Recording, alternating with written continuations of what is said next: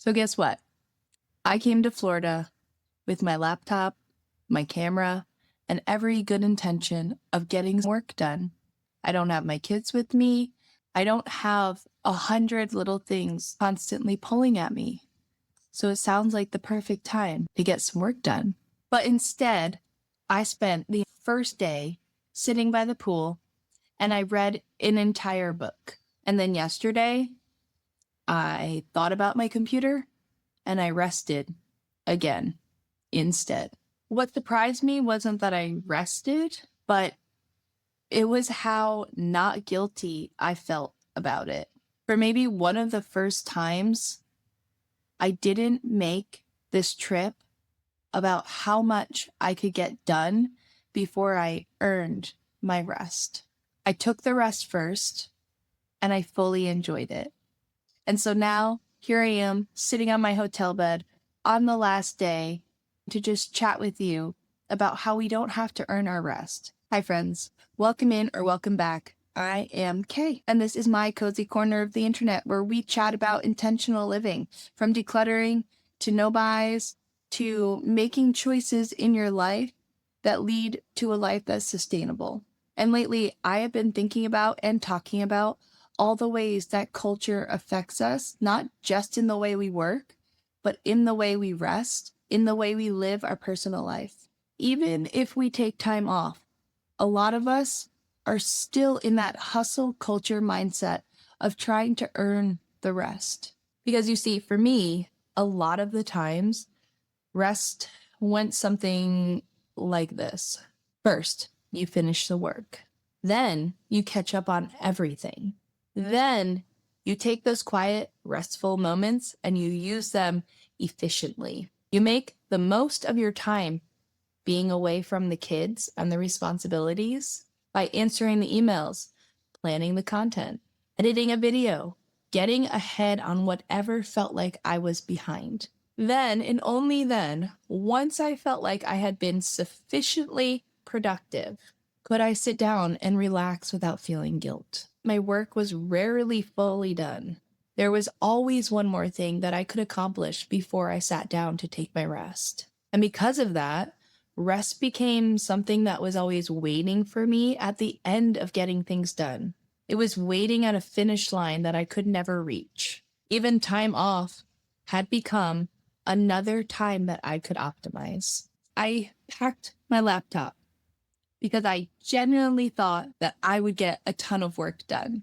I thought I could plan videos, I could catch up on emails, I could reroute my free discovery call to the new link that I have been putting off, maybe even film while I have quiet, beautiful surroundings. And I want to say there is nothing inherently wrong with getting work done.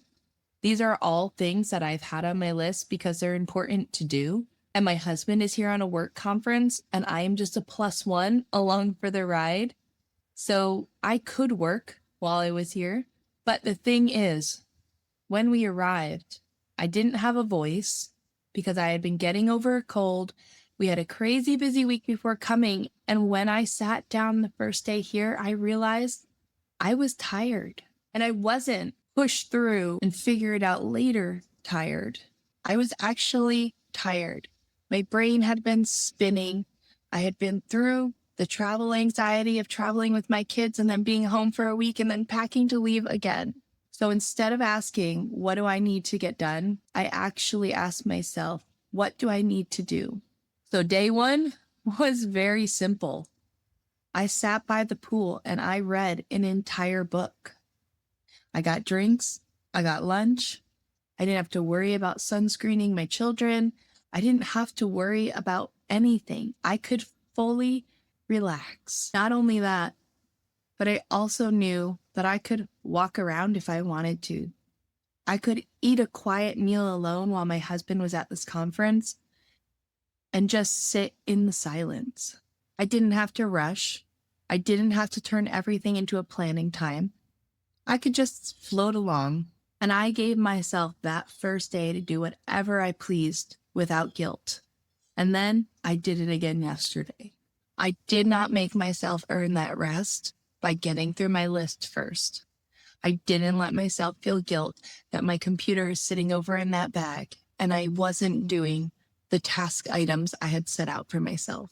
And so here's the part that I think hustle culture gets wrong. Resting first does not make me lazy. It didn't ruin my motivation. It doesn't mean those things will never get done.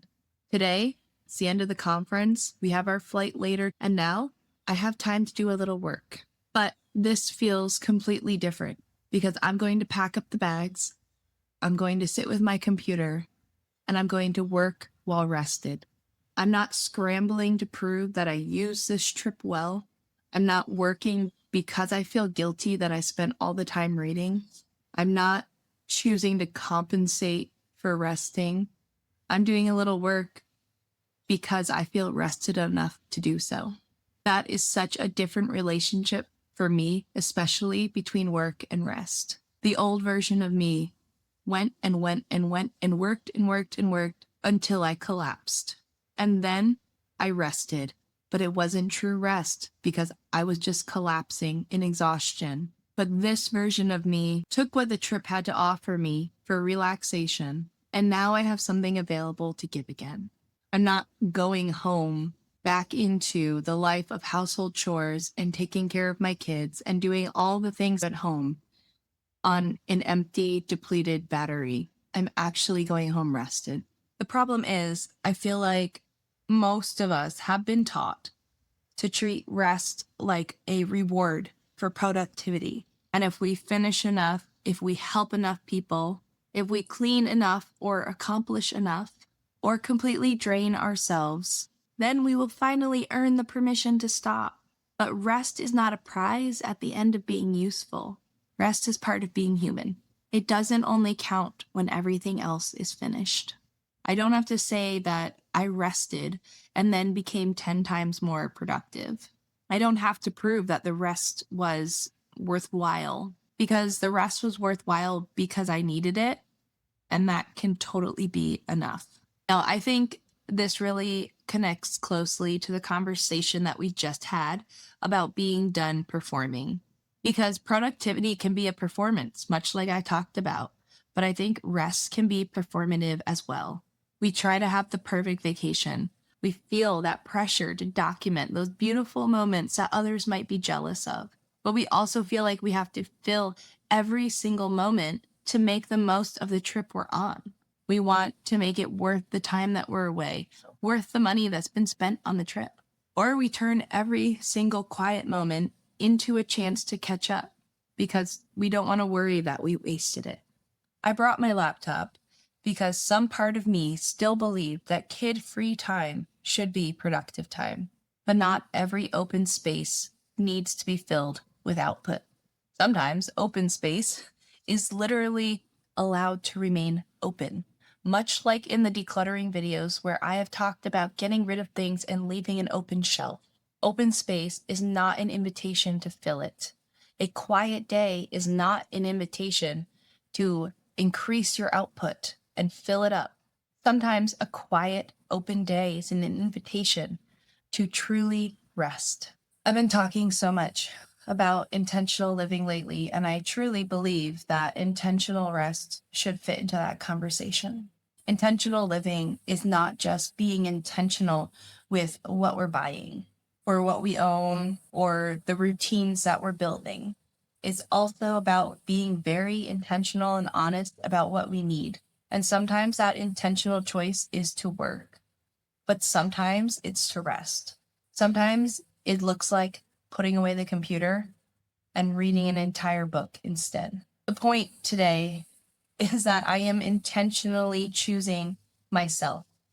I'm choosing refilling my cup instead of automatically obeying this old rule that told me productivity comes first.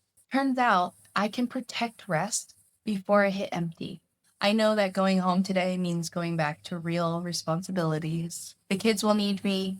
There will be bags that need to be unpacked, laundry to be done.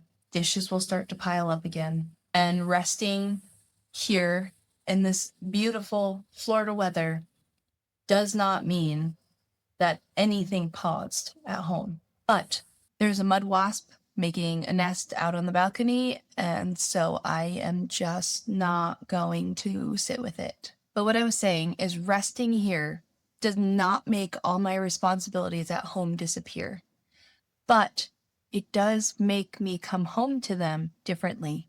The first part of this trip gave something back to me. It gave me that rest without guilt.